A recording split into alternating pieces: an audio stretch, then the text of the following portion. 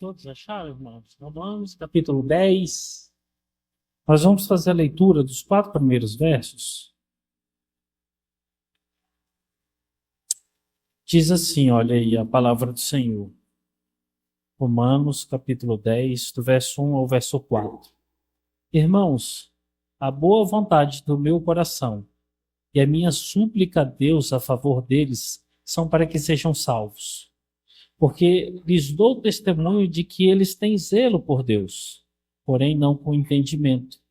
Porquanto, desconhecendo a justiça de Deus e procurando estabelecer a sua própria, não se sujeitaram a que vem de Deus, porque o fim da lei é Cristo, para a justiça de todo aquele que crê.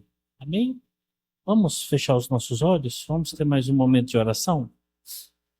Senhor Deus, em nome de Jesus nós oramos, Pai. Oramos a Ti agradecidos pelo texto que lemos. Oramos a Ti, Senhor, agradecidos pela oportunidade que o Senhor nos dá de cultuar Teu nome. E rogamos a Ti em nome de Jesus. Fala conosco através da Tua palavra. Que cada irmão que aqui está, Senhor, todos nós, aqueles que não puderam chegar, aqueles que estão viajando, que essa palavra vá de encontro aos seus corações e possa produzir frutos. E que nesses frutos, Senhor, o Senhor seja visto, reconhecido na vida de cada irmão, de cada ovelha. E que só o Senhor seja glorificado. Em nome de Jesus nós oramos, em nome de Jesus nós agradecemos. Amém. Vamos sentar?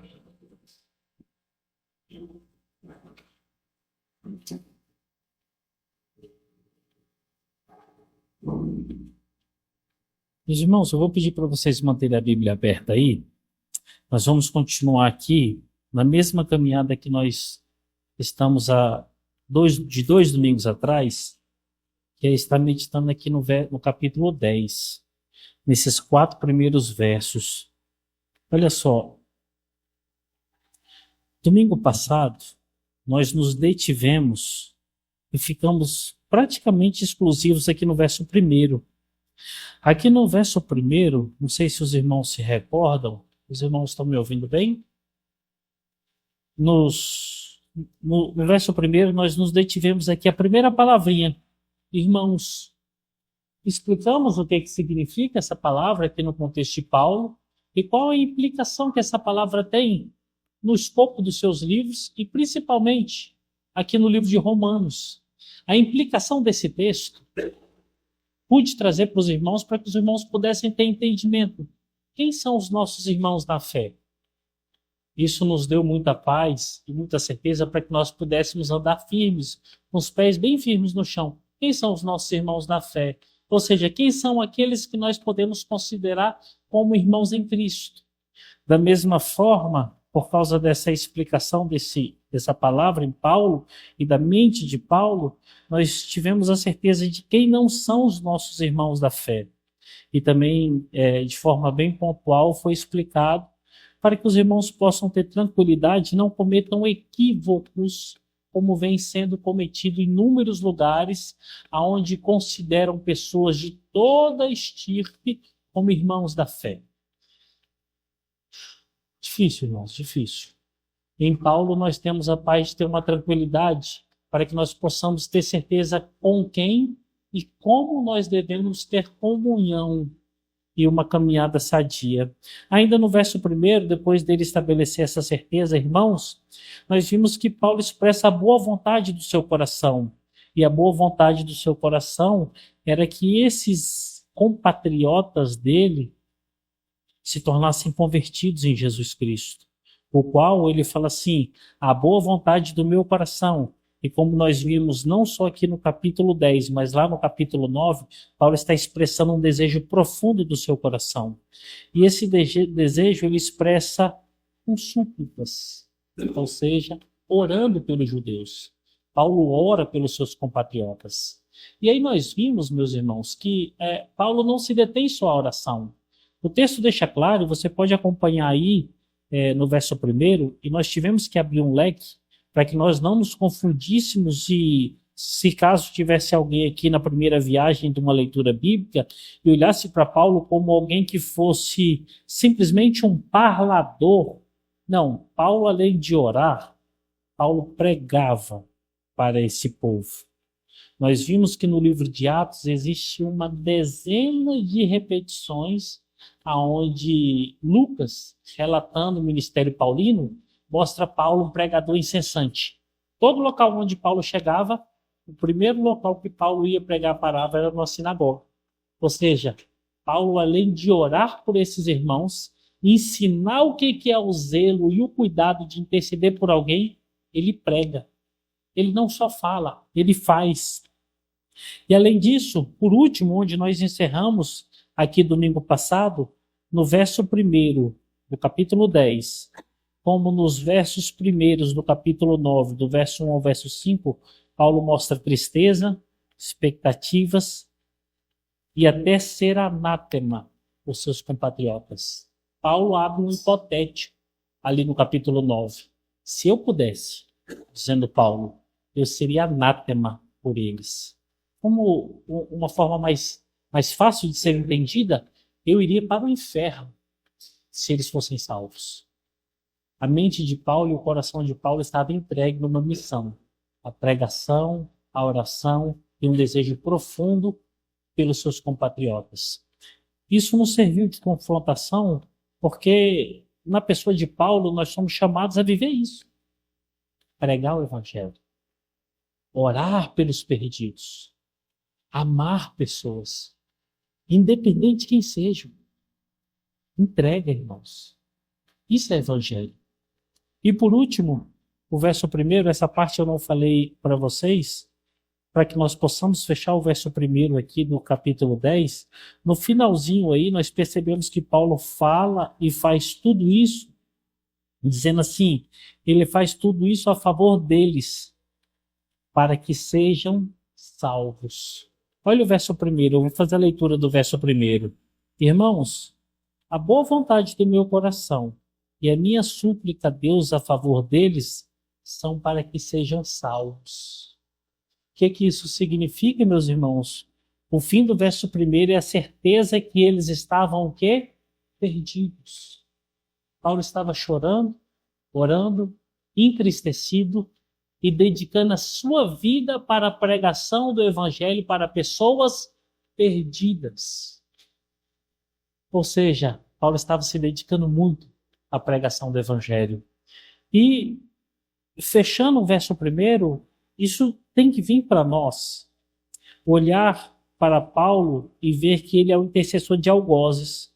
Paulo se comove por causa deste povo. Ou seja, Paulo estava intercedendo, orando, chorando, se entristecendo e pregando para pessoas que no fim queriam fazer muito mal para eles. Pessoas que fizeram muito mal para eles. Pessoas que perseguiram ele. Pessoas que tentaram por várias vezes matar ele. Mas em nenhuma vez, você vê um espírito contraditório de Paulo em relação a isso. Eles têm que morrer. Eles têm que sofrer. Eles têm que ir para o inferno. Já que eles querem esse meu mal, que eles padeçam. Paulo não falava isso. Pelo contrário, Paulo ia. Paulo continuava a pregação. Paulo continuava a sua missão. E assim como Paulo, nós somos chamados a uma vida de intercessão pelos perdidos. Assim como Paulo, nós somos chamados para uma vida de entrega para Deus, para a demonstração do Santo Evangelho, querendo bem para aqueles que não querem o nosso bem. Amando aqueles que não nos amam e orando, pedindo a Deus por aqueles que estão nos perseguindo. Como isso é difícil. Como isso é difícil. Ainda mais nos dias de hoje, que nós olhamos tantas adversidades que chegam à igreja do Senhor. Quantas injustiças estão batendo na porta de crentes. E a nossa oração, e a nossa petição, e o nosso conselho para esses irmãos é: não deixe a raiva criar raízes no seu coração. Ore por eles. Ame eles. Ajude-os. Pregue a palavra para eles. Isso é para nós. todos nós. Vamos para o verso 2, irmãos. Como sempre, nós temos feito aqui, quando nós entramos num verso, eu peço para que o irmão fique em pé e faça a leitura do texto. Alguém leia aí o verso 2 do capítulo 10, bem alto, por favor.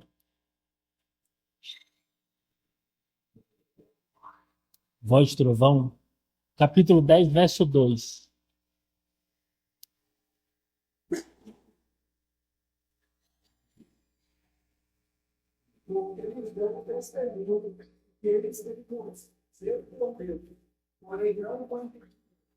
Amém. Obrigado, Israel. O verso 2 é um texto pequenininho, mas ele é grande. O verso 2 ele é bem trabalhoso e ele exige de nós uma atenção redobrada para que nós possamos entender o que Paulo está falando aqui do zelo desses irmãos judeus. Paulo reconhece que os judeus eram zelosos. Isso aqui é importante. Deixa eu só abrir aqui no meu celular, irmãos. O meu esboço aqui do tablet, ele não está atualizado.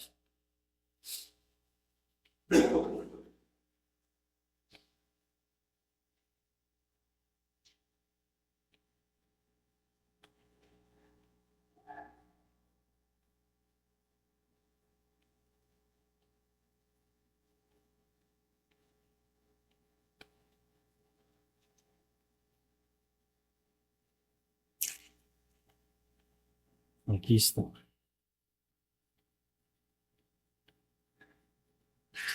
Eu quero me prender com vocês aqui, por quê?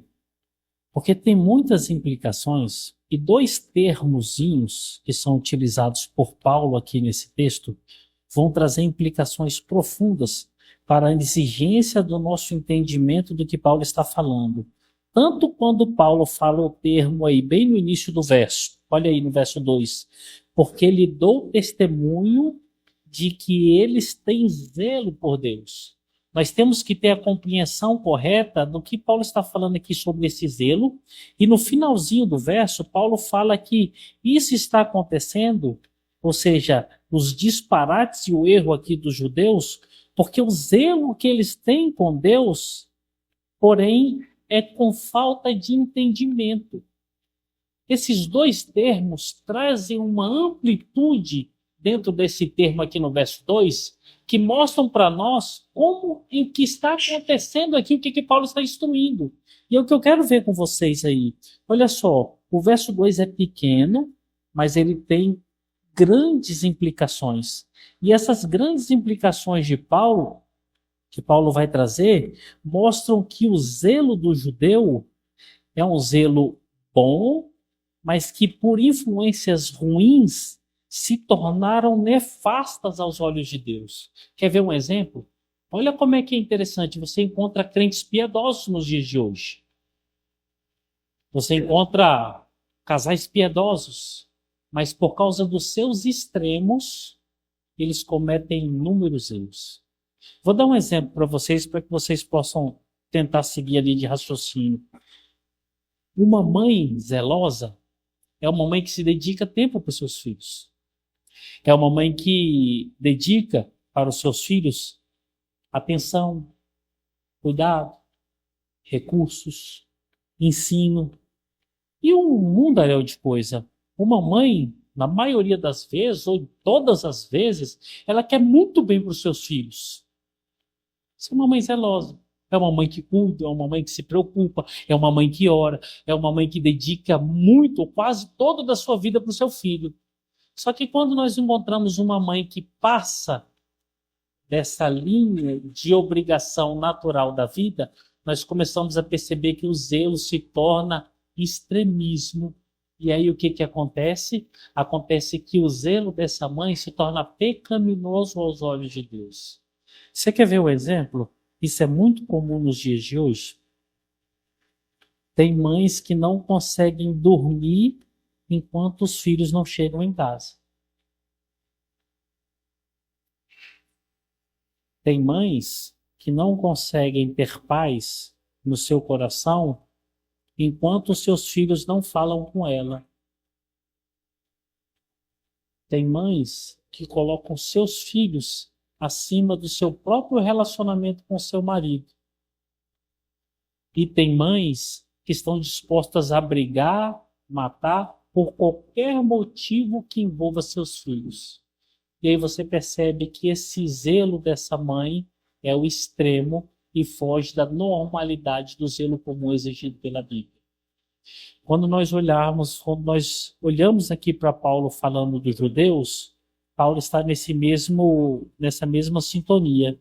Irmãos zelosos, irmãos dedicados a Deus, pessoas que são inclinadas a viver para Deus em todos os âmbitos da sua vida, mas eles exageraram e se perderam. E aí eles chegaram ao ponto de matar em nome de Deus. Sabe o que é matar em nome de Deus e achar que está fazendo o que é correto? Sabe o que é você deixar pessoas padecerem necessidade em nome de Deus e achar que está correto? Pensa o que é isso, irmãos? Esse é o zelo que vai ficar explícito na vida dos judeus. E eu quero ver com vocês a partir de agora. Paulo reconhece que eles são zelosos. Mas aqui, meus irmãos, no verso 1, ele vai falar sobre zelo. O termo grego sobre zelo, ele apresenta duas formas na escritura de ser entendida. Existe uma forma boa e uma forma má. A forma boa, que é o primeiro sentido, e é o que está escrito aqui no verso 2, é que zelo, ele parte de uma perspectiva ardorosa, um bom desejo, um cuidado, uma boa inclinação. Capítulo 10, verso 2. Um outro texto que fala desse mesmo zelo é 2 Coríntios, capítulo 9, verso 1 e verso 2. Olha aí na sua Bíblia. 2 Coríntios, capítulo 9, verso 1 e verso 2.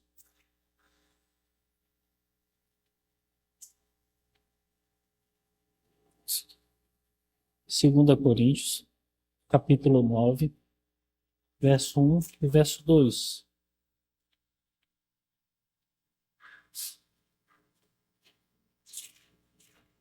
Olha o que diz aí a palavra do Senhor, verso 1 e verso 2. Ora, quanto à assistência a favor dos santos, é desnecessário escrever-vos. Ou seja, Paulo está dizendo, ora, o que está relacionado com assistência e ajuda é desnecessário compartilhar com vocês. Por quê? Vocês têm feito já com muito bom ânimo.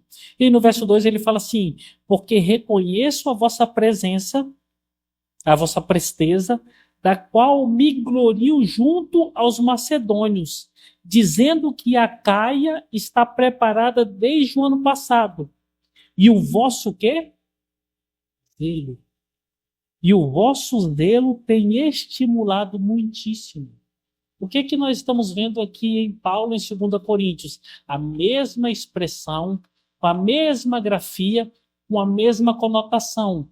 O ardor, o desejo de fazer o que é correto, o desejo de fazer o bem, está acontecendo aqui também. Só que a palavra zelo ela vai ter uma outra implicação, é um mau sentido.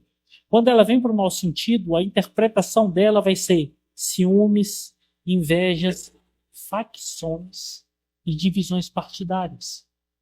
A mesma palavra tem essas conotações. E essas conotações, elas vão ser percebidas pelo contexto. E eu quero olhar com vocês alguns exemplos bíblicos para que nós possamos entender. Capítulo 5 de Atos. Capítulo 5 de Atos, verso 17.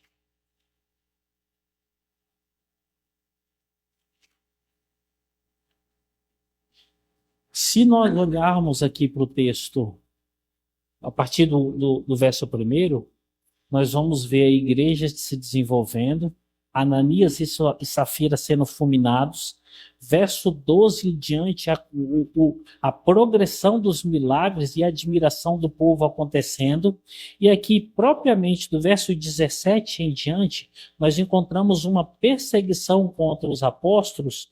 E aqui, na narrativa de Lucas, nós vamos encontrar essa palavra sendo manifestada de uma forma ruim. E diz assim, ó, verso 17: levantando-se, porém, o sumo sacerdote e todos os que estavam com ele, isto é, a seita dos saduceus, tomaram-se de inveja. A palavra é inveja, mas a grafia no grego, tomados de zelo. Percebam, zelo de uma forma jocosa, ruim, com uma inclinação nefasta. Mais um texto para nós vermos. Romanos 13. Romanos 13, verso 11 ao verso 14. Diz assim a palavra do Senhor, Romanos 13, verso 11 ao verso 14. E digo isto a vós outros, que conheceis o tempo. Já é hora de vos despertardes do sono, porque a nossa salvação está agora mais perto do que quando no princípio cremos. Vai alta a noite, e vem chegado o dia. Deixemos, pois, as obras das trevas, e revistamo-nos das armas da luz. Andemos dignamente, como em pleno dia, não em... Aí agora esse não em, ele abre aqui 2 pontos, e ele vai estabelecer práticas que o recém-convertido ou convertido de algum tempo não pode ter. E quais são essas práticas? Não em orgias e bebedices, não em impudicícias e dissoluções, não em ciúmes. A grafia aqui, mais uma vez, não em zelos. Quando você encontrar zelo na Bíblia, você tem que entender em que contexto que ele está. Ou seja, andemos para a salvação, que está mais próxima do que antes. Mas para isso, nós temos que abrir mão de atos pecaminosos. E um desses atos pecaminosos é zelo, é ciúmes. E aí ele vem com um contraponto. Eu não posso fazer isso. Mas no verso 14, mas revestivos do Senhor Jesus Cristo, e nada disponhais para a carne no tocante às vossas concupiscências. Por que eu estou me detendo aqui com vocês? Irmãos, a Bíblia é cheia dessas demandas. Uma palavrinha em um contexto significa uma coisa muito boa, a qual nós temos que seguir. Uma palavrinha em outro contexto não tem nada a ver com aquilo que nós temos que seguir. Quando nós olhamos para o que Paulo está falando aqui no capítulo 10, e aqui vai nos chamar bastante atenção, porque como que uma pessoa zelosa pelas coisas de Deus está perdida? Como que uma pessoa que está entregue aos cuidados bons das coisas de Deus se perdeu?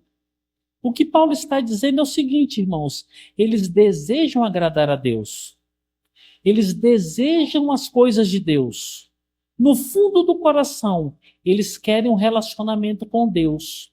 Mas o problema vem o finalzinho do verso 2. E o finalzinho do verso 2, Paulo fala assim, mas sem entendimento.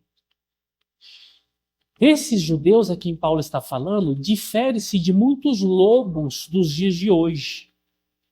Muitos lobos dos quais nós não precisamos dominá-los. São pessoas milionárias, pessoas que estão ficando ricas e famosas por causa do evangelho. Essas pessoas não têm zelo por Deus. Elas são inclinadas para o mal. Elas são inclinadas para as prostituições. Elas são inclinadas para a avareza. É diferente. O que Paulo está falando desses homens é, eles têm um bom desejo. Eles têm uma inclinação boa. Eles querem de verdade estar com Deus. Eles querem de verdade agradar a Deus. Mas qual o problema? Não tem entendimento. Estão errando. Como que se desenvolveu isso na história do povo de Deus? A história do povo de Deus acontece mais ou menos assim. Não dá para traçar uma linha temporal e acertar ponto por ponto. E se desse o tempo, ia ser necessário muitos e muitos, dos quais nós já temos muitos encontros em textos específicos. Mas como aconteceu esse zelo exacerbado? Ele aconteceu da seguinte forma. Nós vemos, e até pelo livro de Romanos, que o Senhor Deus se revelou para o povo de Israel de forma particular. Eu chamei vocês porque vocês são os menores. Sem expressões, sem força, mas eu escolhi vocês. E Paulo fala assim, nós conhecemos os mistérios. Por quê? Porque Deus começou a se revelar para esse povo e trouxe a sua lei. Ou seja, Deus permitiu e fez com que esse povo conhecesse a vontade dele através dos seus escritos, através das suas revelações, através das suas manifestações misteriosas. Até aí não tem zelo que vem atrapalhando, porque é Deus fazendo. Só que quando acontece o desenvolvimento da história, nós percebemos que o povo judeu começa a se desenvolver e tem uma tribo de religiosos. E nessa tribo de religiosos levantam homens que são preparados e muito dedicados às demandas de Deus. E começam a tentar cercar-se teologicamente para que possa haver menos erros, para que possam ter acertos na forma de cumprir os mandamentos de Deus. Uma atitude até zelosa. Só que qual o problema? Uma atitude que se tornou exagerada. O zelo do início se tornou fanatismo. E o fanatismo começou a ofuscar a lei de Deus. E começou a fazer com que as pessoas a obedecessem e que as pessoas sentissem o peso da tradição dos homens. E isso começou a perdurar por séculos, e chegou aos milênios. Ou seja, aqui está a lei de Deus. Aqui estão os religiosos, aqui estão os escribas, aqui estão os fariseus, homens que estão se dedicando a entender essa lei e interpretando para que o povo aprenda e viva. Só que aqui esses grupos religiosos começam a se tornar fanáticos. Aqui esses grupos religiosos começam a se tornar peremptórios nas suas opiniões, colocando a palavra de Deus em segundo plano. E aí você percebe que o zelo bom do início começou a se perder com o tempo. Não deixou de quererem fazer a vontade de Deus, mas agora fazer a vontade de Deus da sua forma. E é o que nós vamos encontrar no texto aqui. Por quê? Porque existem 3 maneiras, e eu vou me deter um pouquinho com vocês aqui, para que a gente possa olhar o que aconteceu. Romanos 9:31. Olha aí na sua Bíblia. Romanos capítulo 9, verso 31. Olha o que diz aí. Em Israel, que buscava a lei de justiça, não chegou a atingir essa lei. Lembram que nós meditamos quando nós chegamos nesse texto? Israel se apegou à lei e obliteraram a justificação. O que eles fizeram? Salvação, Senhor, ela existe. A vida eterna, ela existe. O paraíso existe. E ele se alcança como? Pela observância da lei. E Deus está falando através dos seus apóstolos, Deus está falando através dos seus profetas há tempos. Não é pela observância da lei, é pela fé no Messias. Não é pela observância da lei. E aí Jesus dizendo, eu sou a lei de Moisés, eu sou aquele que sou o cumprimento da lei. Ou seja, eles erraram o alvo. Porque o zelo se tornou tão grande, que quando eles viram Cristo, eles jogaram Cristo para o lado e falaram, a salvação está na lei de Deus. E como que eu consigo entender a lei de Deus? Pela observância e pela obediência da tradição dos homens. Percebe o que é o zelo errado? Querer Deus, mas querer do jeito errado. Amar a Deus, mas amar do jeito errado. Ir ao encontro de Deus, mas ir do jeito errado. Nós sabemos que Ceilândia está para cá, não está? Eu quero ir para Ceilândia, eu vou para lá. Mas eu tenho que ir para Ceilândia e eu vou para lá. Rapaz, mas está no caminho errado. Não, mas quando eu chegar lá na frente eu vou dar a volta. Por quê? Porque esse caminho é o caminho certo. Você fala, não, meu amigo, você vai demorar mais, não importa, é por lá que eu vou. É que os judeus estavam fazendo.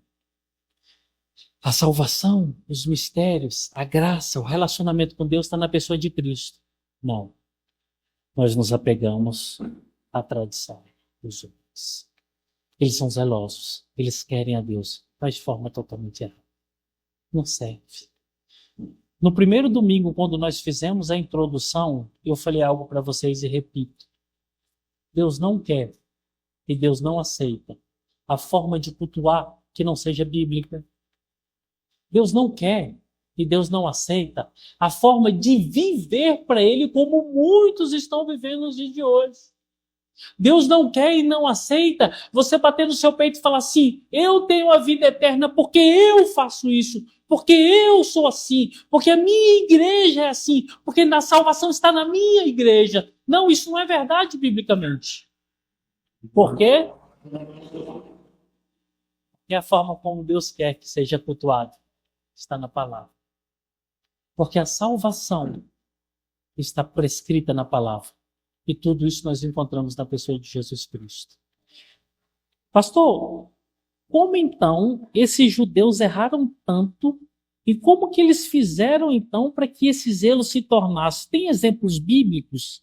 Tem exemplos bíblicos tristes e escrachados para que nós possamos entender como que eles estão errados. Não é coisa boba. Paulo não está falando de uma coisa, meus irmãos, que é pela cabeça dele. É igual tem no WhatsApp, né? Qual é a fonte? Ah, disseram. Não é isso. A fonte são exemplos plausíveis que aconteceram naquela época. Olha aí na Bíblia de vocês. João, livro de João.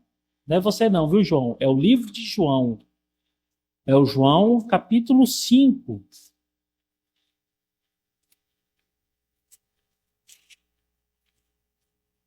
João capítulo 5, do verso 1 ao verso 18. O texto é um pouco grande. Eu vou ler só os textos, os versos que vão ser pertinentes daquilo que nós vamos estar falando, dessa forma de piedade e de zelo que o judeu tinha. Aqui, para os judeus, os milagres deveriam esperar dias corretos para acontecerem. Observe isso. Olha o que tinha na cabeça desses homens. Os milagres, ou seja, uma ação sobrenatural que vem do alto dos céus para essa terra, tem que esperar o calendário para que possa acontecer. Se for diferente disso, é pecado. Olha onde que está o zelo dos judeus. Milagre, bênção, libertação, vida nova, transformação de vida, show de bola. Mas tem que esperar o calendário. Porque se não for assim, é pecado e deve ser castigado. Olha só, eles tinham que esperar um calendário para que acontecesse. Assim, os milagres não iriam ferir o quê? As tradições dos homens. E aí que a gente observa que o peso da tradição era o pêndulo do zelo do judeu. Eu vou ler com vocês o verso 5. Capítulo 5 de João. Vou ler aqui esses versos primeiros aqui para que vocês possam entender comigo o que eu estou falando. Do verso 1 ao verso 5, aí João está narrando sobre um local chamado Betesda, que é um local onde existe um poço e ali tem uma água que a crença, a superstição daquela época era que quando ela se agitava, aquele que entrava ali primeiro saía dali curado. E aí ele vai falar que existia um homem que estava há 38 anos paralítico, doente, e que estava ali naquele local. E Jesus chega naquele local e transforma a vida dele. Olha aí o verso 5. Estava ali um homem enfermo, havia 38 anos. Jesus, vendo, deitado, e sabendo que estava assim há muito tempo, perguntou-lhe: queres ser curado? Respondeu-lhe o enfermo: Senhor, não tenho ninguém que me ponha no tanque quando a água é agitada, pois enquanto eu vou, desce outro antes de mim. Então lhe disse Jesus: levanta-te, toma o teu leito e anda. Verso 9. Imediatamente o homem se viu curado e tomando o leito pôs-se a andar. E aquele dia era o quê? Sábado. Era o dia de descanso. Agora, olha o verso 10. Olha que loucura. Por isso, disseram os judeus ao que fora curado: hoje é sábado e não te é lícito carregar o leito. Ou seja, cara, o que você está fazendo com esse leito na mão? Rapaz, eu acabei de ser curado. Minha vida inteira, boa parte da minha vida eu estava assim, eu era aleijado. Você está em pecado, seu maldito. Você está carregando leito. Você não pode carregar esse leito. Olha o que está na cabeça desses judeus. Olha o verso 16, para que nós possamos fechar aqui. E os judeus perseguiram Jesus porque fazia estas coisas em que dia? No sábado. Olha que loucura, irmãos. Olha onde o zelo, o princípio de um bom zelo chegou, olha onde terminou. Aí você fala assim, pastor, mas dai-nos uma ideia de quando começou mais ou menos isso. Nós temos uma ideia mais ou menos histórica para que nós possamos entender como que chegou essa aberração. Não sei se vocês lembram, quando o Senhor Deus tira o povo do Egito e leva para o deserto, o Senhor Deus coloca o seu povo para peregrinar e o povo tem um momento que fica com sede e com fome. E o Senhor fala assim, eu vou mandar um maná. Ok? E o maná desce no primeiro dia. E a ordem do Senhor era essa. Não peguem para sobejar. Peguem somente o que é necessário para o dia, porque no próximo dia e no próximo dia eu mandarei o suficiente para vocês. O judeu, como é judeu, ele vai lá para o maná, pega a porção dobrada, pega o máximo que eles dão conta. O que acontece? A Bíblia fala que no outro dia apodreceu, deu verme. A ira do Senhor se acendeu contra aquele povo. Mas continua a história. E aí o que acontece? Acontece que chegamos na sexta-feira, um dia que antecede o dia do descanso. Vocês peguem uma porção dobrada. Para quê? Para que amanhã vocês nem saiam de casa para que vocês possam colher. Não vai perder e vocês vão ter alimento para amanhã. O que aconteceu? Eles pegaram a porção dobrada. Pegaram a porção da sexta-feira, a porção do sábado. Não se perdeu e eles comeram. E até assim, nós temos um relato de um homem que sai para trabalhar. Esse é fulminado. Agora, olhando para esse ato, em determinado momento, um grupo de legisladores olha para esse fato e entende da seguinte forma, e tentam zelosamente cercar esse dia de sábado de uma forma tal para que o povo não peque. O que eles fazem? Vamos criar uma legislação dentro desse aspecto para que o povo tenha instrução para que eles possam obedecer à lei. Aí foi onde entrou essa demanda que você não podia carregar nada. Eles legislaram dizendo assim, no dia de sábado, você sequer pode sair da sua casa. E se você sair da sua casa, você não pode carregar nada que tenha tal gramatura. Você não pode pegar peso que exceda tal peso. Você não pode fazer exercício que exceda tal limitação. E aí eles cercaram de tal forma, e aonde criou-se a tradição dos homens, ficou muito maior do que a lei de Deus. A tal ponto que o judeu chegou nesse momento aqui para esse homem que estava sendo curado, chegou para ele e falou assim, ô miserável, o que você está fazendo com esse leito na mão? Mas o cara tinha acabado de ser curado. Na mente dele, no coração dele, era só gratidão e alegria. Mas no coração do fariseu ali naquele momento era tradição. Ele tinha um interesse, ele tinha um intento de agradar a Deus, mas pela tradição do homem. Toda vez que eu e vocês quisermos agradar a Deus, segundo a concepção dos homens, nós vamos abafar a palavra de Deus. Não dá certo, irmãos. Não dá certo. Eu quero agradar a Deus. Obedeça a palavra. Só a palavra. Então, o segundo exemplo aqui.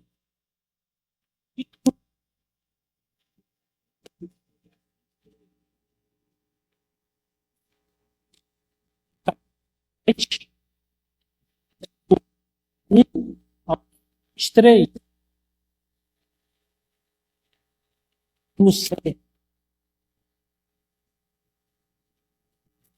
Essa outra exemplificação é tão gravosa quanto a anterior.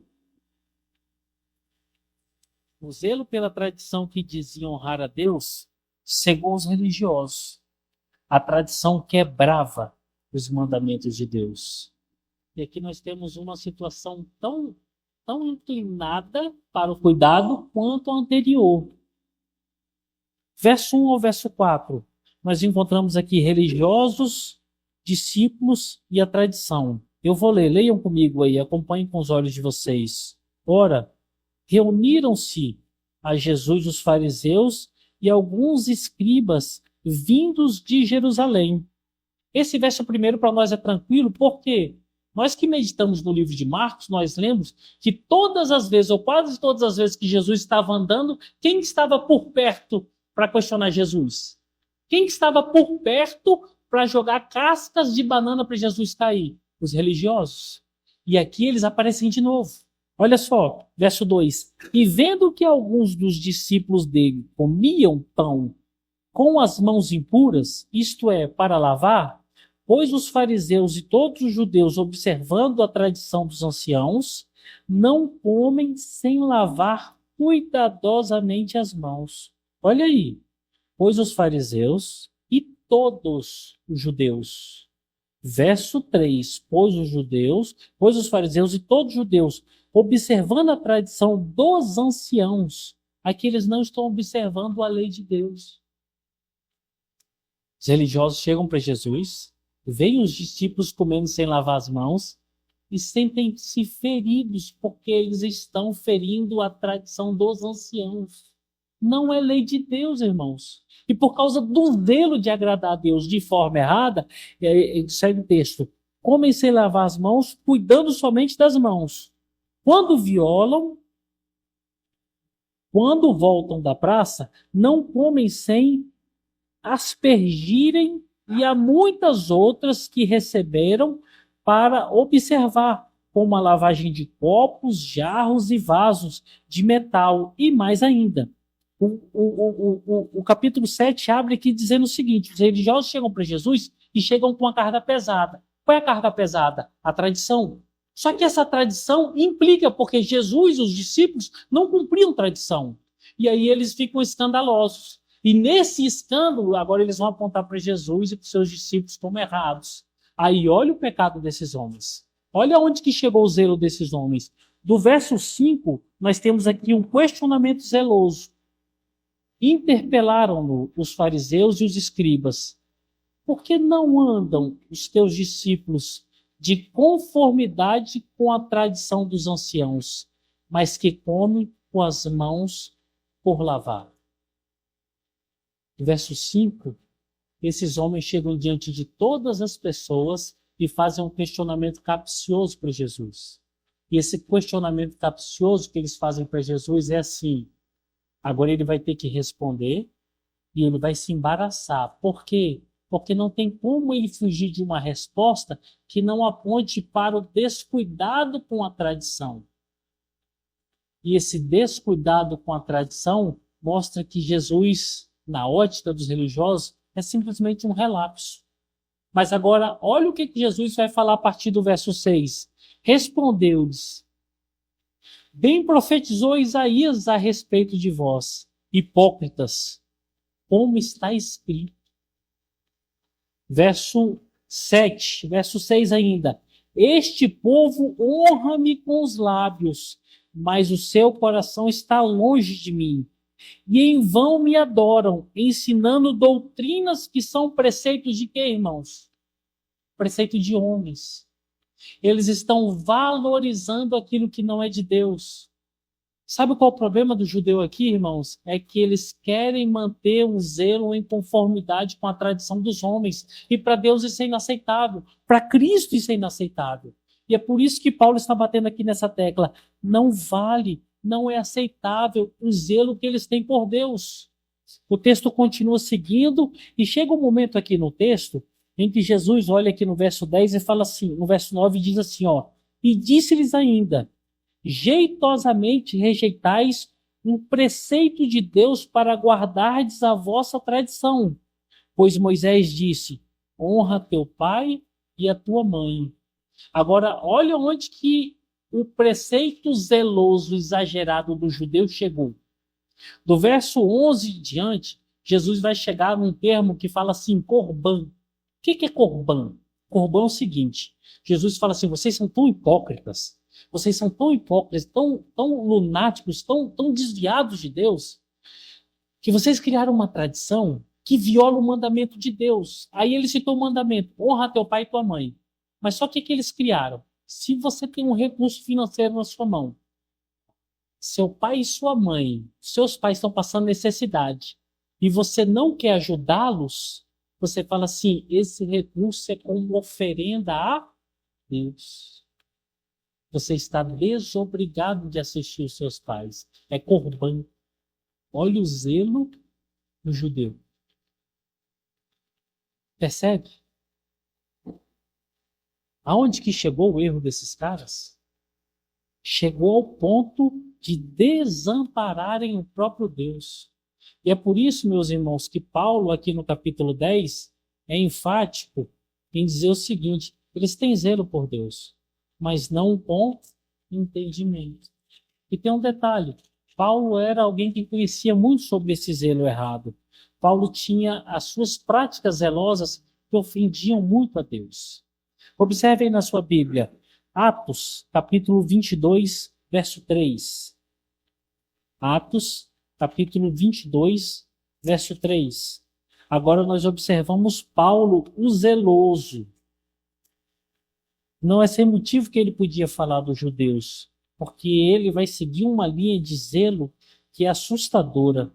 Ele fala assim, eu sou judeu, nascido em Tarso, da Cilícia, mas criei-me nesta cidade e aqui fui instruído aos pés de Gamaliel, segundo a exatidão da lei e de nossos antepassados, sendo que zeloso. Olha que Paulo fala sobre isso. Eu tenho a tradição, eu tenho genealogia, eu tenho a instrução de um dos homens, dos maiores nomes aqui do judaísmo, eu tenho tudo isso que me cerca, sendo zeloso para com Deus, assim como todos vós sois nos dias de hoje.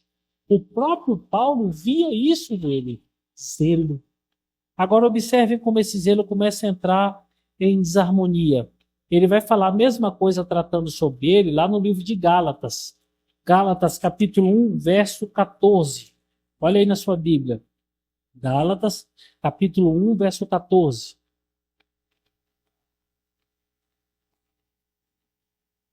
E na minha noção, quanto ao judaísmo, olha aí o que Paulo está falando. E na minha noção, ou seja, naquilo que eu entendia, quanto ao judaísmo, avantajei-me a muitos da minha idade, sendo extremamente o quê? Zeloso. Zeloso ao quê? Às tradições dos meus pais. Paulo foi zeloso, o tempo inteiro zeloso. Pelo que ele fala, as duas vezes, zeloso desde a infância. Aí você fala assim, então Paulo acertou. Paulo fez o que era correto o tempo inteiro. Pior que não. Vocês sabem do texto bíblico. Olha aí na Bíblia de vocês, Atos, capítulo 7. Paulo foi tão zeloso, que ele perseguiu a igreja do Senhor, acreditando que estava honrando e fazendo a vontade de Deus. Se você olhar no capítulo 7, a partir do verso 1, e se eu não me engano é um dos maiores capítulos, ou o maior capítulo aqui do Novo Testamento, ele vai até o verso 60, vai falar sobre a pregação de Estevão. Estevão vai pregar ali aos religiosos, quando chega ao fim da sua pregação, os religiosos rasgam as vestes, ficam vociferados e mandam matar Estevão. Porque Estevão chega um momento que fala assim, eu estou vendo os céus abertos e o Senhor Jesus assentado à destra de Deus. E olha quem que estava lá, 8:1. E Saulo consentia na sua morte. Olha o homem zeloso de Deus. Atos 8:1. Olha o zelo de Paulo. Ele consentiu na morte de Estevão. Ele estava junto no ato do apedrejamento. Olha aonde chega o zelo do judeu daquela época. E não para por aí. Porque agora nós vamos perceber Atos 8, 1 ao 3. Olha aí. Naquele dia, levantou-se grande perseguição contra a igreja em Jerusalém. E todos, exceto os apóstolos, foram dispersos pelas regiões da Judéia e Samaria. Alguns homens piedosos sepultaram Estevão e fizeram grande pranto por ele. Grande pranto sobre ele. Aí olha o verso 3. Saulo, porém... O que fala aí, irmão? Saulo, porém, o quê? Assolava. Saulo perseguia. Saulo prendia, arrastava, torturava. Existem possibilidades, Saulo matava pessoas. Ele assolava a igreja, entrando pelas casas e arrastando homens e mulheres, encerrando-os no cárcere. Olha o zelo do apóstolo Paulo. Olha o zelo de um homem que não conheceu Jesus Cristo. Não importava se era homem, se era mulher, se era velho, se era novo. Se é da igreja, arrasa-os, destrói-os, mata-os, arrebenta-os, tortura-os. Por quê? Porque nós estamos fazendo a vontade de Deus. Agora ficou discórdia, hein? Nós estamos fazendo a vontade de Deus. Olha que loucura que chega o zelo errado, irmãos. Olha que loucura onde chega isso aqui. E não para por aqui, não. Atos 9, verso 1 e verso 2.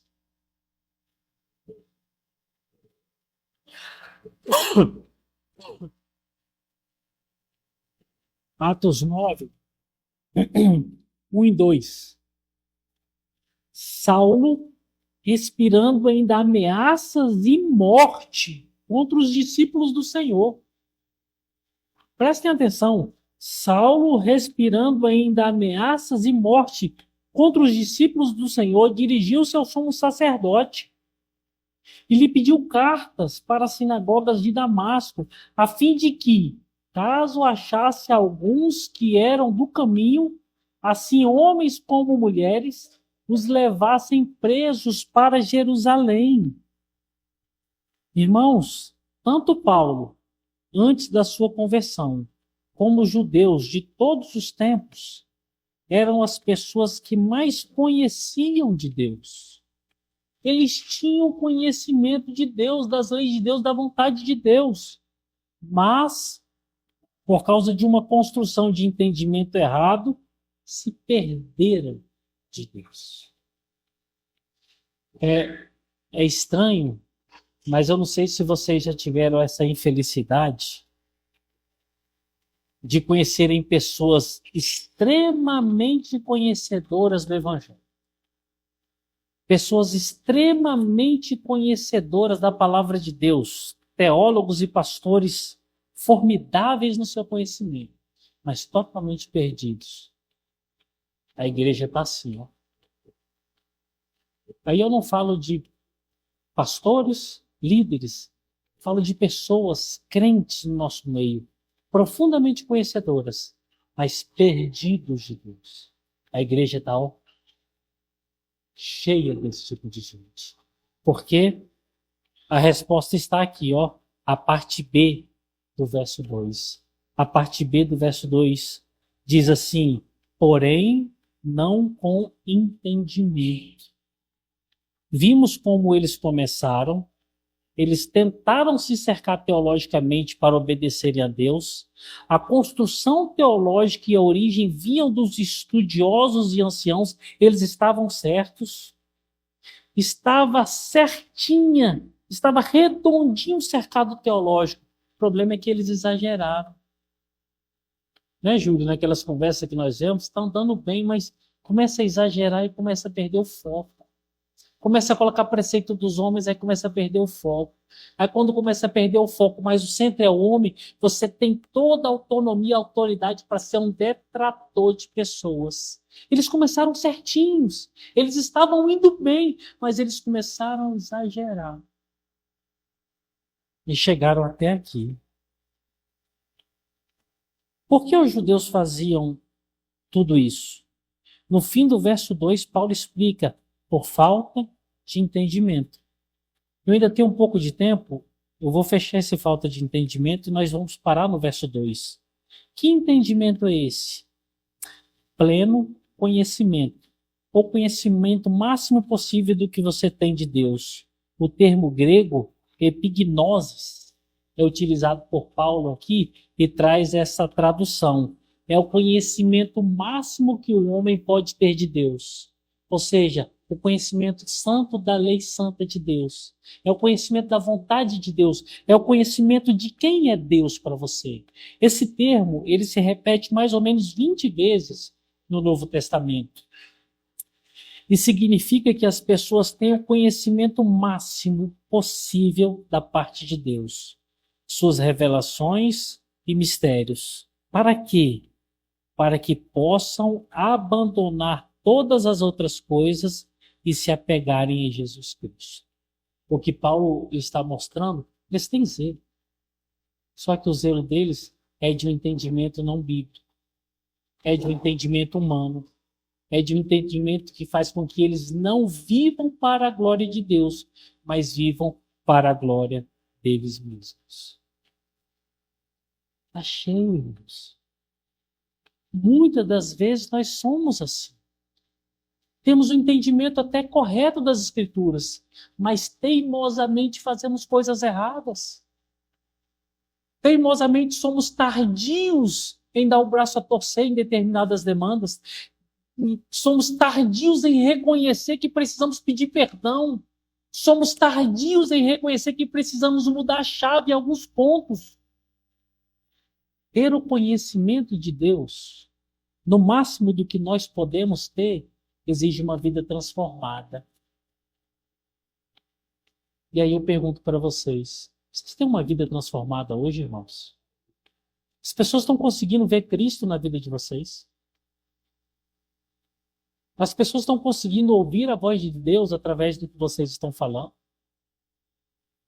Ser crente por conhecer as Escrituras é fácil demais. Ser crente para recitar textos é fácil, irmãos. É fácil. Se você pegar um papagaio, instruir ele alguns textos e repetir até que ele decore, ele vai falar textos. Ele fala. O crente não foi chamado para repetir textos. O crente foi chamado para viver o evangelho com profusão. O que está acontecendo aqui com os judeus? Eles conheciam pra caramba dos textos, mas não viviam. Eles eram zelosos para cumprir a vontade de Deus, para estarem perto de Deus, para amarem a Deus, para honrarem a Deus, mas do jeito deles. Deus não aceita. Deus não quer isso. É o que está acontecendo com a igreja de hoje. O louvor é do jeito que eu quero. A pregação tem que se enquadrar naquilo que agrada o meu coração. A minha vida, a minha família, as minhas roupas têm que apetecer o meu coração. Aí você pergunta, onde Deus está nisso aí, irmão? Deus compreende. Deus aceita. Não, irmãos, não é assim. Existe alguma passagem bíblica em que Deus aceita? Existe algum momento da história que Deus vai concordar com a vida segundo a vontade dos homens, segundo a vontade do seu povo? Não existe isso na Bíblia. Nós estamos vivendo uma geração dessa hoje. Aí eu olho para esses jovens, para essas crianças, um aperto no coração.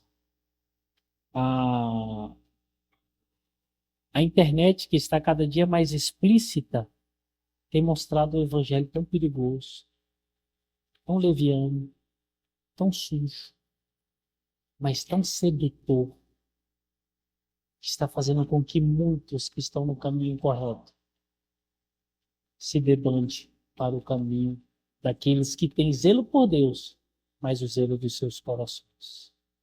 Que perigoso. Não sei se os irmãos têm visto, agora virou uma moda no Instagram, que diz assim, descaracterizando a minha roupagem de evangelho. Mostra a irmã, o irmão, quando estava lá no templo, tempos idos, terno, a mulher com a roupinha bacana, cabelo penteadinho na igreja. Outra foto mostra um pouquinho mais à vontade. A terceira e a quarta foto, a pessoa cheia de tatuagens, piercing, festas, me desapegando das igrejas, mas ficando firme em Jesus. Olha aonde que eles estão chegando. E nossas crianças e os nossos jovens estão correndo grave perigo. Por quê? Porque estão vendo a possibilidade de desapegarem da igreja e continuarem servindo Jesus, mas do jeito deles. Já pararam para pensar nisso, irmãos? Nós tínhamos isso na nossa época, sempre teve isso. Só que agora está na mão dos nossos filhos. Isso está nas escolas. Isso está nas igrejas. A possibilidade de desapegar da igreja, viver o que tiver que viver, mas ainda estando em Cristo. Irmãos, as coisas estão ficando feias. E ainda fala assim, nós temos zelo porque nós sabemos que Cristo ama todas as pessoas.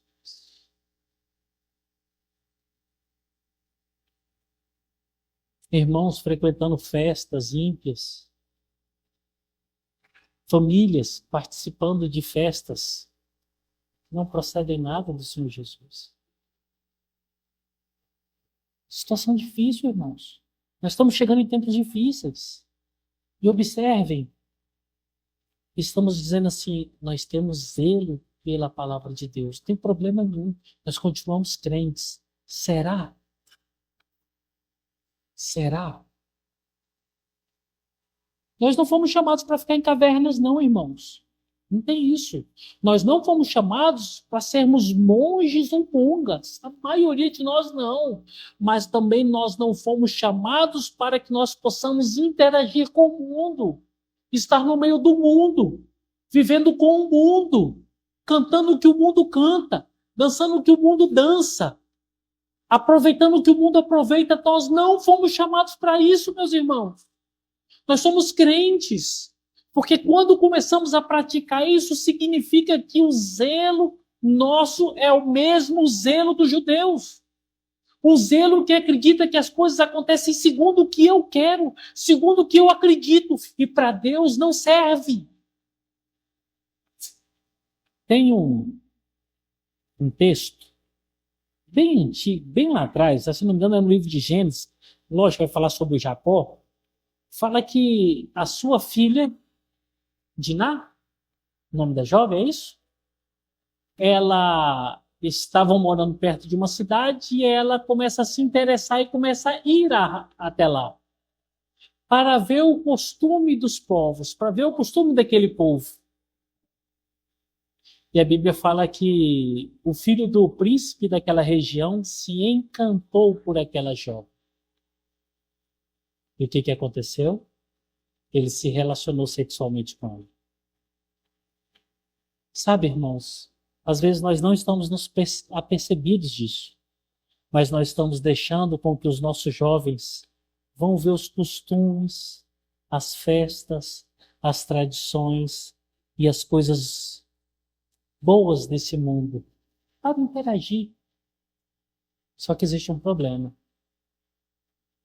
Os nossos jovens estão indo ver, mas nós estamos esquecendo que os nossos jovens estão sendo vistos.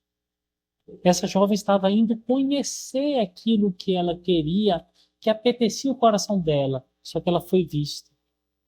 E o filho daquele homem transou com ela. Ah, só aconteceu isso, pastor? Não. Aconteceu uma desgraça terrível por causa disso. A vida dela, a vida daquele povo todinho, a vida de Jacó e a vida dos filhos de Jacó nunca mais foram a mesma por causa daquilo.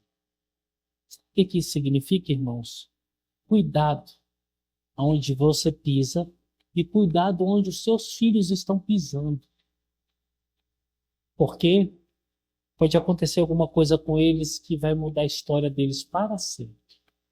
Sabe o que é para sempre? Que ela nunca mais vai poder olhar para trás e dizer assim: puxa, eu quero consertar, não tem mais jeito.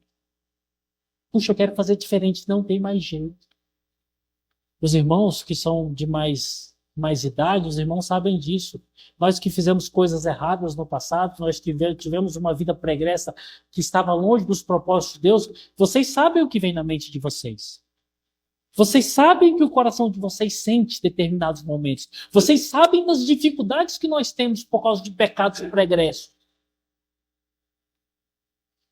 Você acha que vale a pena deixar seus filhos andar no meio dos ímpios? Você acha que vale a pena vocês andarem no meio dos ímpios e vocês ainda dizerem: nós somos zelosos com a palavra de Deus? Vocês acreditam que vão continuar assim? Não, meus irmãos. Isso não vai permanecer assim. Um grande perigo de que aconteça algo que mude drasticamente a vida dos filhos de vocês, a vida de vocês, e vocês nunca mais consigam consertar. Os filhos de Jacó, por causa disso, fizeram um plano, arquitetaram um plano. Olha, nós aceitamos, porque o jovem se apaixonou por aquela moça. Nós aceitamos vocês, mas vocês têm que se circuncidar. Eles se circuncidaram, os homens daquela cidade todinha. No terceiro dia, que é o dia da pior inflamação, da pior situação, os homens todos prostrados, 2 dos filhos de Jacó entraram naquela cidade, sabendo que não tinham resistência nenhuma, a fio da espada, mataram todos os homens. Todos. Covardemente. Onde que começou isso, pastor? Uma jovem que teve interesse de ver como que é a vida dos ímpios. A vida dela, a vida do homem. A vida da família toda. Eu posso ser de Deus e ter lances, flertes com as coisas do mundo. Eu quero parar com vocês aqui. No próximo domingo nós continuamos.